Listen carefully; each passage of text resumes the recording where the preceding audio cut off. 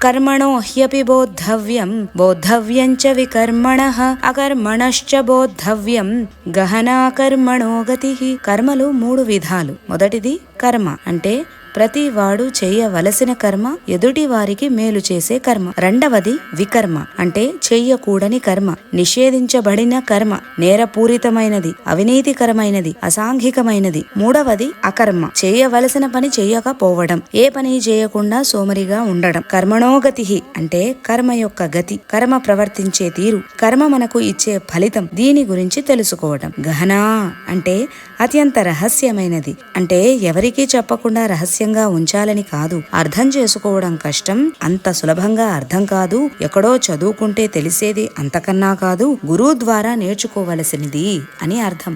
ఎలాగంటే మనందరం పుట్టినప్పటి నుండి కర్మలు చేస్తూనే ఉన్నాం. చేయాల్సిన కర్మల కన్నా చేయకూడని కర్మలే ఎక్కువ చేస్తున్నాం. చేసి బాధపడు